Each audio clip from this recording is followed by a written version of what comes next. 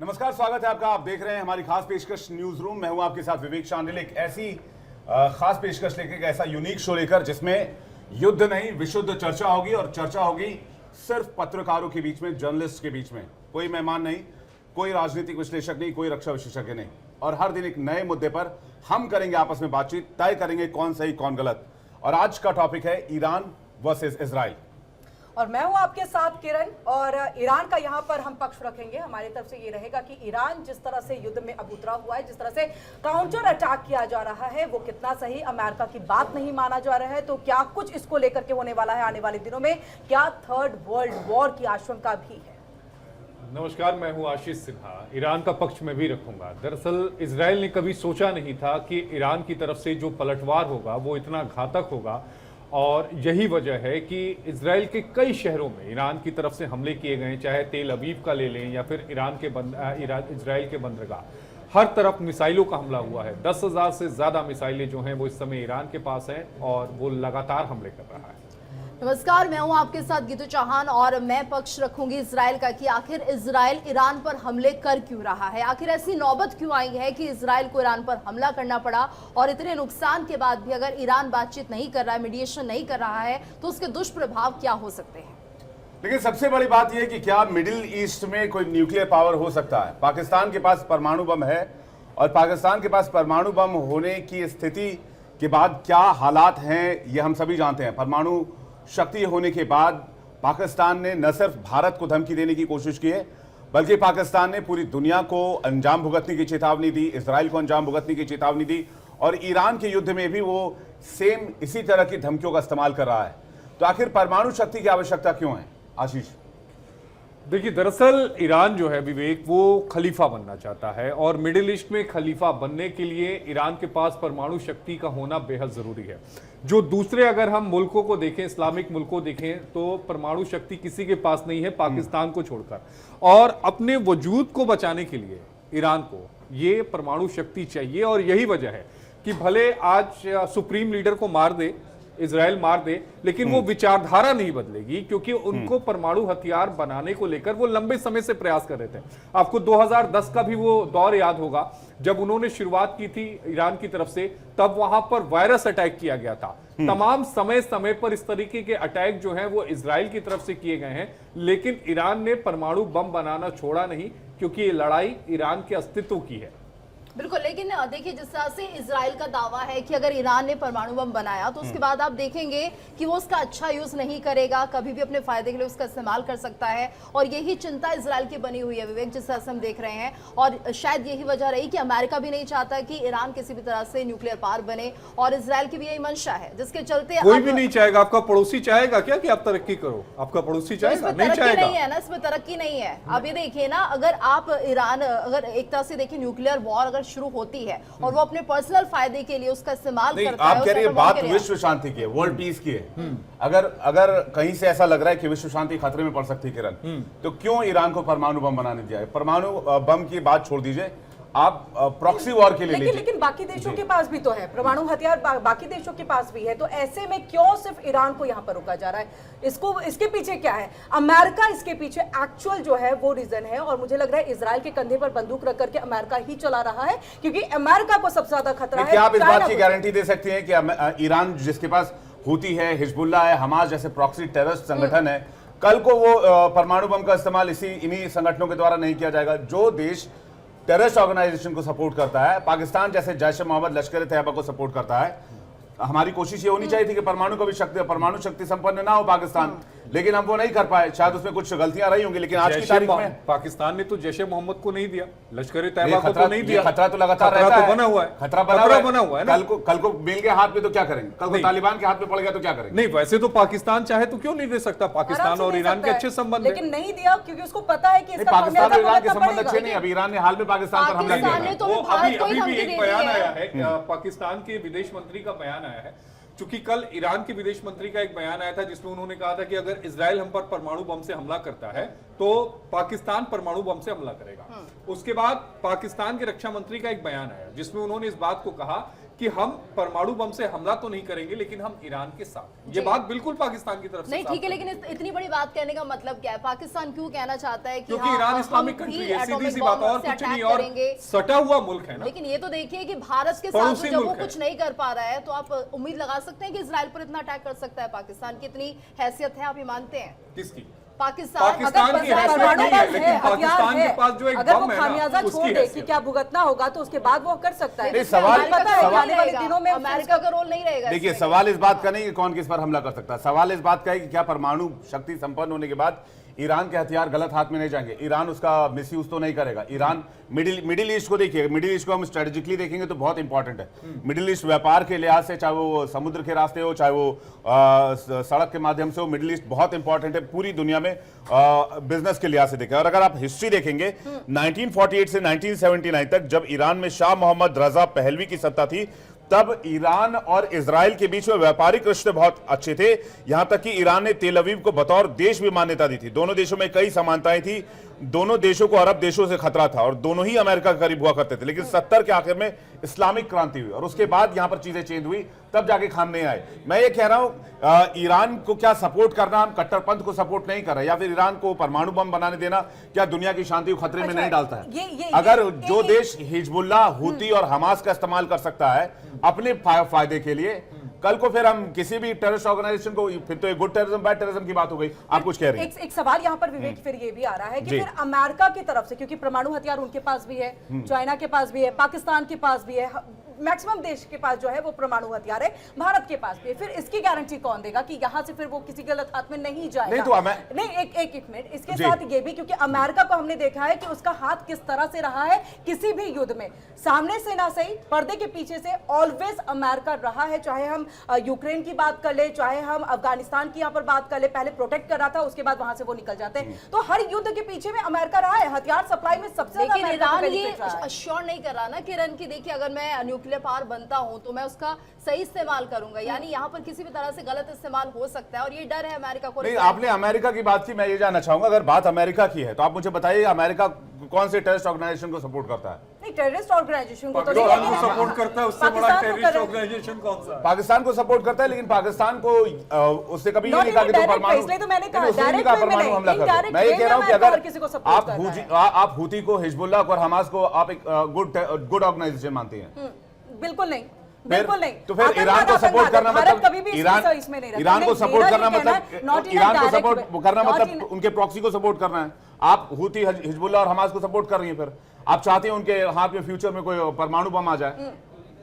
बिल्कुल ऐसा नहीं है कि ये हूती, अगर हम बात करें या हमास की हम बात करें, उनके हाथ में ये परमाणु हथियार आ जाए, फिर तो उसका मिसयूज होना यहाँ पर तय है। लेकिन ऐसे में फिर तो हर किसी के ऊपर में ये एक रोक लगनी चाहिए, एक नॉर्म्स जो है वो तैयार होने चाहिए और हर किसी के लिए होना चाहिए, दुनिया में हर किसी के लिए होना चाहिए। और ईरान भी अगर इसके लिए तैयारी कर रहा है, ईरान से बात करने की कोशिश की थी, अगर आप सोचिए उसके दिमाग में कुछ गलत नहीं चल रहा तो उसने अमेरिका की बात मानी क्यों नहीं थी? उसे बात माननी चाहिए थी। मानती हैं आप इस बात को? ईरान से जब अगर प्रेशराइज वाली पॉलिटिक्स होगी यहाँ पर तो कोई क्यों मानेगा? आपको ध्यान में होगा 2016 में एक संधि हुई थी जो 2021 तक चली, जिसमें ये कहा गया था, ईरान की तरफ से ये कहा गया था कि हम इसमें कभी भी परमाणु जो हथियार हैं वो नहीं बनाएंगे। तकरीबन उसके बाद कुछ जो प्रतिबंध लगे हुए थे ईरान के ऊपर, उसमें थोड़ी सी ढील दी गई। लेकिन 2021 में अमेरिका को इस बात की जानकारी मिली इजराइल के मोसाद के द्वारा कि ये अभी भी परमाणु हथियार बनाने को लेकर काम कर रहे हैं। उसके बाद इस संधि को खत्म किया गया। उस समय बाइडेन की सरकार थी, बाइडेन ने ईरान के सुप्रीम लीडर को उस समय चेतावनी दी कि आप इस पर आगे मत बढ़ो, लेकिन उनकी तरफ से बात नहीं हुई। कई बार राउंड टेबल पर बैठे, लेकिन ईरान का यह कहना है कि हम परमाणु शक्ति केवल अपनी सेफ्टी के लिए बना रहे हैं, हमसे किसी को खतरा नहीं है। लेकिन यूरोपियन यूनियन का यह मानना है, इजराइल का यह मानना है और अमेरिका का यह मानना है कि अगर इनके पास परमाणु हथियार आता है तो यह खतरा है। और यही वजह है कि यूरोपियन यूनियन भी आज इजराइल के समर्थन में। बिल्कुल, और इसके साथ एड ऑन मैं ये भी करना चाहूंगी कि अगर अमेरिका इतना ही ज्यादा परमाणु हथियार के अगेंस्ट में है कि इजराइल के पास नहीं माफ कीजिएगा, ईरान के पास नहीं जाना चाहिए क्योंकि उनका प्रॉक्सी वॉर चलता है, बाकी हमास एंड ऑल उनके पास में, तो ऐसे में फिर पाकिस्तान का क्यों सपोर्ट? क्यों नूर खान एयरवेज के पास में हमें उनके जो है सोल्जर्स जो है वो नजर आते हैं, अमेरिका के सोल्जर्स नजर आते हैं। और जैसा अभी डिफेंस एक्सपर्ट से भी देखिए काफी दिनों से बातचीत हो रही है, वो ये कह रहे हैं कि कहीं ना कहीं अमेरिका को बहुत अच्छे से पता है कि किस तरह से जो पाकिस्तान है वो काम करता है और क्या है उसके पीछे सपोर्ट है पूरा। पाकिस्तान अमेरिका का प्रॉक्सी दुनिया जानती है, सब दुनिया इस जानते बात हैं। को जानती है। और अगर ईरान बहुत बड़ा खतरा बना तो पाकिस्तान के एयरबेस का इस्तेमाल करके ही अमेरिका ईरान पर अटैक करेगा और इसराइल के एयरबेस। तो ये तो दो तरफा नीति इसके हो अलावा गई ना। सऊदी नहीं बात फिर तो दो बात तरफा नीति हो अमेरिका गई की नहीं है। अमेरिका की। बात है कि परमाणु बम होना चाहिए कि नहीं होना चाहिए, बात इस चीज की है। कल को हमने अगर ईरान पर हमने अगर पाकिस्तान पर अटैक किया, पाकिस्तान के आतंकी ठिकानों को निशान बनाया, तो हमने कहीं ना कहीं कोशिश की कि हम उनके आतंकी को नष्ट करें। 100 से ज्यादा आतंकियों को हमने मारा, 9 से ज्यादा ठिकानों पर हमने अटैक किया। चूंकि वो परमाणु शक्ति संपन्न देश था पाकिस्तान भी, लेकिन इसलिए दुनिया में इसलिए बहुत हमने डर किराना फैला। हिल्स को निशाना नहीं बनाया। नहीं बनाया, लेकिन मैं कुछ और कहना चाह रहा हूं। मैं ये कहना चाह रहा हूं तब तो हमारा ऑप सिंदूर भी गलत था। अगर इजराइल ने ईरान पर हमला करके गलत किया है तो हमने उसने भी बोला कि वो आतंकी। आप देखिए जब ऑपरेशन चल रहा था इजराइल का हमास के अगेंस्ट, तो हमास के जो टेररिस्ट थे कहां थे? वो पूरा का पूरा कुनबा ईरान में बैठा हुआ था, सारे लोग ईरान में बैठे हुए थे।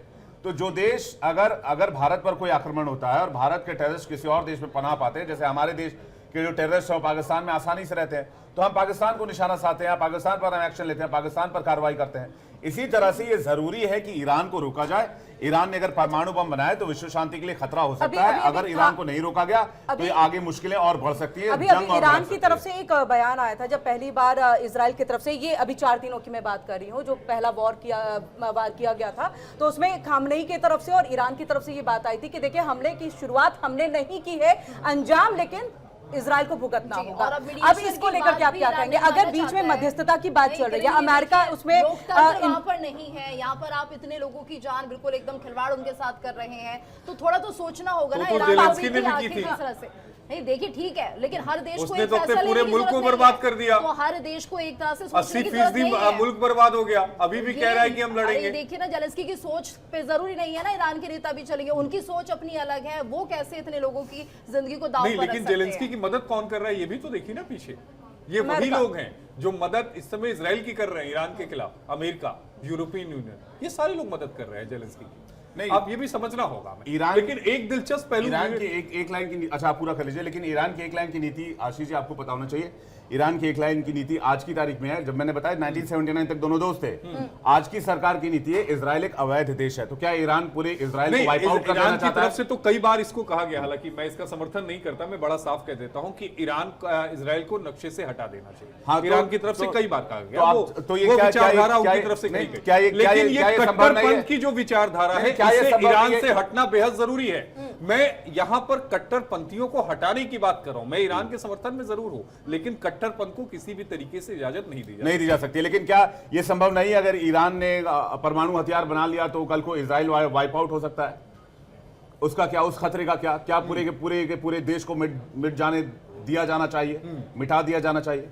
नहीं, लेकिन एक सवाल इसमें यह भी उठता है कि अपनी सेफ्टी के लिए अगर कोई बम बनाता है तो उसमें दिक्कत क्या है? नहीं, जो कह रहा है वो तो खुलेआम कह रहा है ईरान की भाई इजराइल जो है वो एक अवैध देश है। नहीं, लेकिन वो ये भी अगर तो कह उसके रहा है कल कि को- हम अपनी सुरक्षा के लिए ये एटम बम बना रहे हैं। नहीं, वो कह रहा है कि अवैध देश का मतलब क्या होता है? जिसकी वैधता ही नहीं, जिसको वजूद में ही नहीं मैं होना इसीलिए चाहिए। कह रहा हूं कि अगर- ये जो सुप्रीम सोच है, कट्टरपंथी सोच है, इसका हटना जरूरी है। 1970 के पहले का आपने ईरान का जिक्र किया, बिल्कुल। जहां महिलाएं खुश थी। हम चाहते हैं कि वही ईरान मिले वापस। बिल्कुल, महिलाएं वहां बिकनी में घुमा करती थी, अच्छा, वही ईरान कोई हमें पर्देदारी चाहिए, नहीं वही थी, ईरान शाह चाहिए। का टूरिज्म जब बहुत राज अच्छा था, था। शाह की जब सत्ता थी ईरान में, तब वहां पर बहुत ही खूबसूरत सी एक तस्वीर निकल करके आती थी और हर कोई वहां के इवन स्थानीय लोग भी यही चाहते हैं कि वापस से वही लेकिन सत्ता किरण, आपको वापस लगता आए। है खामनेई लेकिन एक की मिनट, leadership तो यहाँ मैं में- हाँ, एक बोलिए, चीज कंप्लीट कर लूं कि देखिए अगर इजराइल जैसे ही एक अस्तित्व में आता है, उसको मान्यता कौन देता है?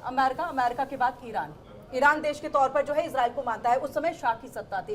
उसके बाद ये अब जिस बात को लेकर के आशीष कह रहे हैं कि हम कट्टरपंथियों को चाहते हैं कि वो साइडलाइन हो, ना कि वहां पर जो खामनेई वगैरह है उनको लेकिन हटाया अब जाए। आप देखिए ना, लोकतंत्र खामनेई के स्थापित हो, लीडरशिप में आपको लगता है तो कि स्थिति नहीं, सही हो फिर से जाएगी, वही उस माहौल माहौल खामनेई तो बन जाएगी। कट्टरपंथी है ही, उससे तो हटना ही होगा। वही हटना मैं कह चाहिए। रही हूँ, तो फिर से वही माहौल बनेगा। तो और ऐसे में मौका है, ये मौका है ईरान के लिए कि यहाँ पर वो अपने लोकतंत्र को बहाल करें और जो लोग लोकतंत्र के लिए आवाज उठा रहे हैं वो कम से कम लेकिन सामने अगर आएं किसी और- शहर को, किसी मुल्क को आप बर्बाद कर देंगे तो उसे आबाद होने में भी तो बहुत समय लग जाएगा ना। इस बात को हमें समझना होगा कि जो रूस है वो इस समय यूक्रेन के साथ फाइट में उलझा हुआ है। यूक्रेन के साथ पिछले 3 सालों से युद्ध चल रहा है। अगर यूक्रेन के साथ रूस का युद्ध नहीं होता तो मुझे लगता है विवेक हालात कुछ और होते, वो ईरान के सपोर्ट में आता। ईरान के सपोर्ट में अभी भी कई लोग हैं। नेटो के प्रवक्ता ने भी कहा कि इजराइल का हमला जो है वो उसको वैध नहीं किया जा सकता जिस तरह से इजराइल ने अटैक किया है। लेकिन मैं ये मानता हूं, मेरा पर्सनल ये मानना है, और इस तरह के सवाल भी उठ रहे हैं कि भाई आप जब किसी मुल्क पर अटैक कर रहे हैं तो उसके पीछे की आपकी मंशा क्या है? आप उसको एक परमाणु संपन्न देश होने से रोकना चाहता है। आप मुझे एक सवाल का जवाब आप लोग में से कोई भी दे दे कि अगर मान लीजिए ईरान ने परमाणु हथियार बना लिया, कल को टर्की कहेगा मुझे भी परमाणु हथियार बनाना है, कल को आपके जाके सऊदी कहेगा मुझे परमाणु हथियार बनाना, यूएई कहेगा मुझे परमाणु हथियार बनाना है, कतर कहेगा मुझे परमाणु हथियार बनाना है।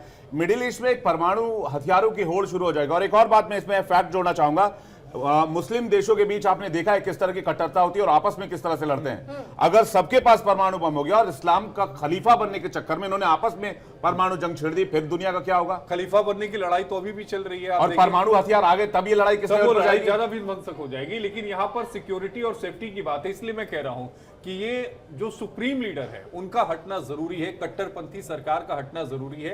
एक नई सरकार आएगी, एक नई सोच के साथ आएगी, सबसे तो ज्यादा चीजें डर है बेहतर वो हो सकती इजराइल को जो- बना हुआ है। इजराइल को डर बना हुआ है कि अगर ईरान यहाँ पर न्यूक्लियर पावर बन जाता है तो सबसे बड़ा खतरा इजराइल के लिए है, क्योंकि वो कहीं ना कहीं खत्म हो जाएगा। और यही डर है शायद जिसके चलते अमेरिका मिडिल ईस्ट में परमाणु हथियारों की होड़ भी शुरू हो सकती है ना? यूरोपियन को भी इस बात का डर है। हालांकि यूरोपियन यूनियन भी इस बात का, आज ही मैं एक यूके प्रवक्ता की बाइट सुन रहा था जिसमें उन्होंने कहा, अध्यक्ष की बाइट सुन रहा था, उसमें उन्होंने इस बात को कहा कि हम चाहते हैं कि ईरान जो है वो किसी भी तरह से न्यूक्लियर पावर को अचीव ना करे। अगर वो करता है तो ये यूरोपियन यूनियंस के लिए भी, जो बाकी कंट्रीज है उनके लिए भी खतरनाक है। हालांकि बिल्कुल सही बात है आपकी, लेकिन मैं बस ये कह रहा हूं, मेरा बस ये कहना है कि बेशक ईरान अपने वजूद की लड़ाई लड़ रहा हो, लेकिन इजराइल भी अपने वजूद की लड़ाई लड़ रहा है। इजराइल का अपने जो- अस्तित्व की लड़ाई लड़ रहा है। हाँ, वजूद अस्तित्व, वो अपने वजूद की अस्तित्व की लड़ाई लड़ रहा है। आज से नहीं लड़ रहा है वो जब से अस्तित्व में आया तब से लड़ रहा है वो। और जिस दिन वो नरम पड़ेगा उस दिन वो वाइप आउट हो जाएगा। बिल्कुल,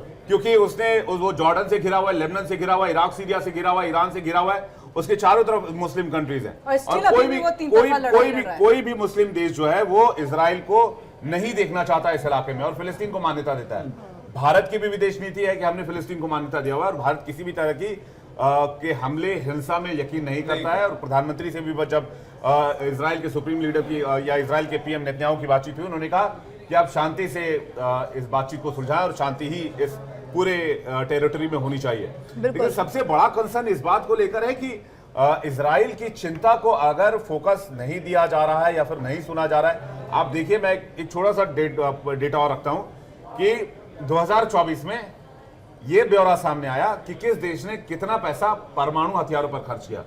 पाकिस्तान ने 1.1 अरब डॉलर खर्च किया 2024 में, जो जितना शायद उसको लोन मिला हो आईएमएफ से या वर्ल्ड बैंक से।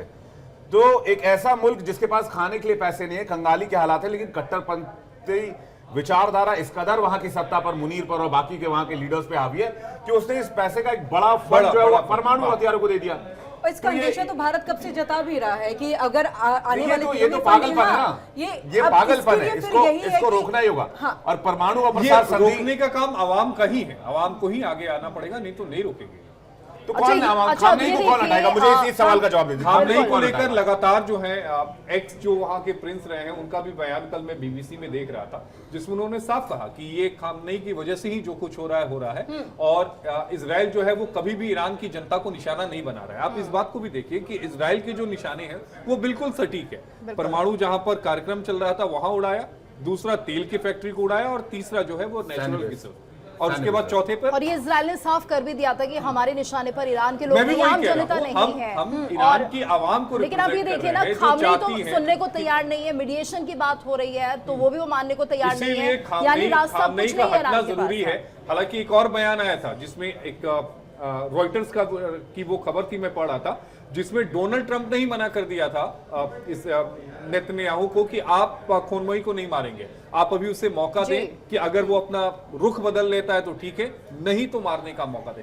तो अमेरिका की जो भूमिका है वो अभी भी समझ में नहीं आ रही विवेक कि वो किस तरीके से चल रहा है। एक तरफ ये कह रहा है कि ठीक है, बहुत बढ़िया युद्ध किया, शाबाश है, तुमने मारा, लेकिन दूसरी तरफ ये कह रहा है कि आप सुप्रीम लीडर को भी मत मारो। नहीं, अमेरिका की आपने अगर जिक्र किया है तो मैं तो अमेरिका की भूमिका लेकर मैं भी बहुत संदेहास्पद हूं और बहुत हैरान भी हूं, क्योंकि अमेरिका ने क्या किया? अमेरिका ने इजराइल के साथ मिलकर ईरान पर अटैक किया, प्लस पाकिस्तान के जो आर्मी चीफ है उनको बुलाकर वहां पे सैन्य परेड डे में हिस्सा बनवाया।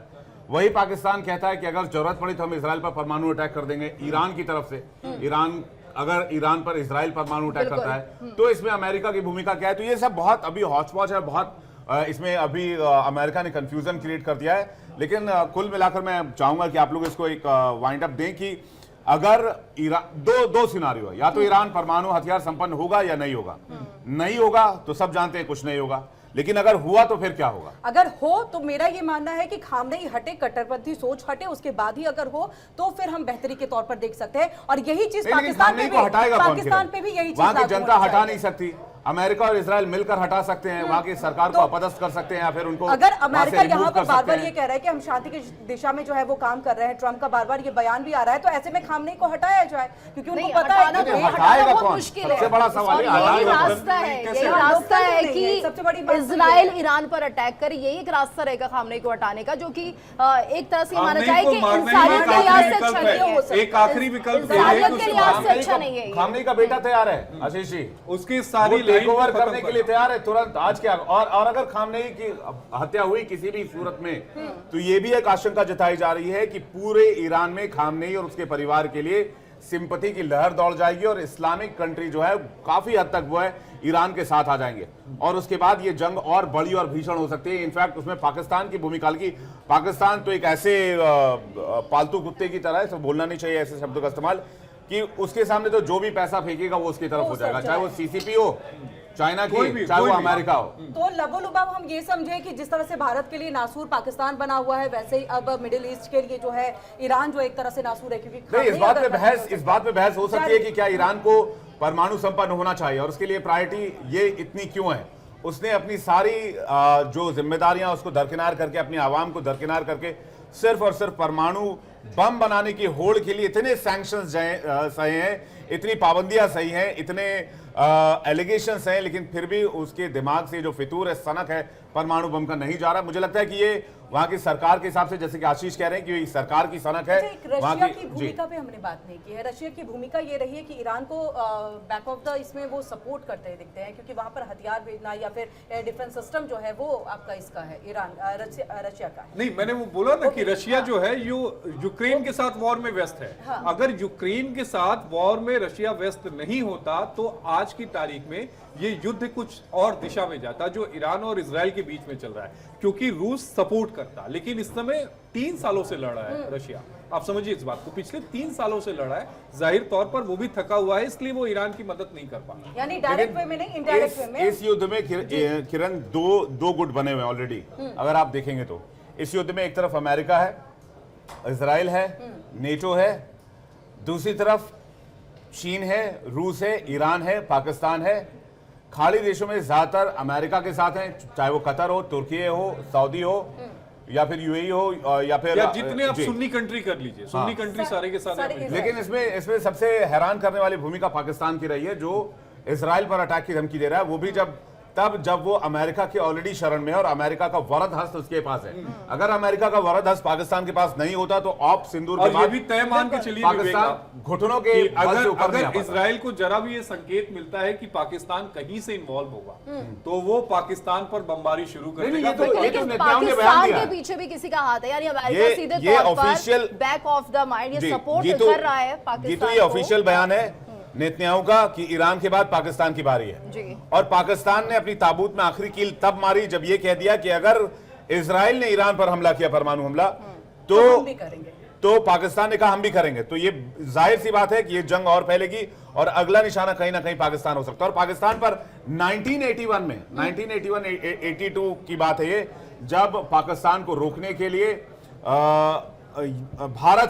भारत से हाथ मिलाकर एक बड़े ऑपरेशन की तैयारी की गई थी, लेकिन तब CIA ने जो है वो डबल गेम किया, दोगला रवैया अपनाते हुए सारी इंफॉर्मेशन पास कर दी पाकिस्तान को, जिसके बाद ये पूरा ऑपरेशन रोकना पड़ा था। नहीं तो तभी हम पाकिस्तान को परमाणु शक्ति संपन्न होने से रोक लेते। ये एक बड़ी कामयाबी तब की होती। लेकिन आज की तारीख में मेरा यह मानना है कि ईरान को परमाणु शक्ति संपन्न नहीं होना चाहिए, और अगर हुआ तो मिडिल ईस्ट में न सिर्फ परमाणु बम बनाने की होड़ शुरू होगी, परमाणु शक्ति बनने की होड़ शुरू होगी, बल्कि एक अशांति का खतरा, एक अशांति का माहौल भी इस पूरी दुनिया में फैल सकता है।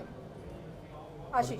इस बात का मैं भी समर्थन करता हूं। मैं ईरान की आवाम के साथ हूं, लेकिन ईरान के कट्टरपंथियों के साथ नहीं हूं, क्योंकि मैं इस बात को समझता हूं कि जो आतंकवादी संगठनों की मदद करता है, जो आतंकवादियों की मदद करता है, वो मुल्क कभी भी दुनिया के लिए बेहतर नहीं हो सकता। बिल्कुल। और अगर ऐसे हथियार यानी परमाणु बम जैसे हथियार आएंगे तो प्रॉक्सी वॉर, चाहे वो हैती के जरिए करा रहा हो, चाहे हमास के जरिए करा रहा हो, चाहे हिजबुल्लाह के जरिए करा रहा होगा, ये हथियार वो अपने प्रॉक्सियों के जरिए भी दूसरे मुल्कों पर हमला करा सकता है। इसलिए ईरान को परमाणु संपन्न तो बनना ही नहीं चाहिए। बिल्कुल। और इसी में अमेरिका को लेकर के मेरा एक पॉइंट ये है कि जो संदेहास्पद उसका जो एक रवैया है उसको कम से कम एक क्लियर करने की जरूरत है। अमेरिका क्लियर करे कि वो चाहता क्या है और क्या करना चाहता है। सिर्फ यहाँ पर क्रेडिट लेने का काम करने की जरूरत नहीं है। और ऐसे में कहीं ना कहीं आप मिडिल ईस्ट को जो लगातार बात कर रहे हैं कि एक बार फिर से हमें मजबूत बनाना है, तभी आप बना पाएंगे, क्योंकि आप यहाँ पर बिल्कुल। अगर हम लेकिन कहें कि पर्दे के किरण, पीछे यहाँ से पर सारा अमेरिका की भूमिका साफ अमेरिका नहीं नहीं, होगी। ये डोनाल्ड बिल्कुल, ट्रंप को भी नहीं डोनाल्ड पता ट्रंप का, कि वो yes। सो के उठते हैं तो क्या वो क्या सोचते कहते हैं, हैं। नहीं, और लेकिन शाम जिस को तरह जब से सोने यहाँ जाते हैं पर तो क्या देखिए, सोचते हैं। अमेरिका ये बात जरूर जताना चाहता है कि मैं बीच में आऊंगा, मध्यस्थता करूंगा, तभी आप लोगों की बात बनेगी। तो शायद उस पर ज्यादा फोकस है अमेरिका की मैं किसी भी तरीके से आऊं और Credit दो लेने देशों की की ओर, हाँ। जंग जो है वो रोक दूं, लेकिन ऐसा शायद नहीं हो पाएगा नहीं, क्योंकि बिल्कुल। गीतू आपने सही कहा और आशीष भी सही कह रहे हैं डोनाल्ड ट्रंप के बारे में। और डोनाल्ड ट्रंप जो कि बहुत बड़े बड़े दावे किए हिंदुस्तान पाकिस्तान को लेकर, अगर इस दावों में उतनी सच्चाई होती तो ईरान और इजराइल की जंग को रुकवा चुके होते, फिलिस्तीन और इजराइल की जंग को रुकवा चुके होते, और रूस यूक्रेन की जंग को रुकवा चुके होते, और कई सारे और ऐसे प्रॉब्लम्स हैं जिनको वो हल कर चुके हैं। चूंकि भारत के सामने पाकिस्तान ने गिड़गड़ाया और उसके बाद डीजीएमओ लेवल की बातचीत के बाद वॉर रुकी, युद्ध विराम हुआ,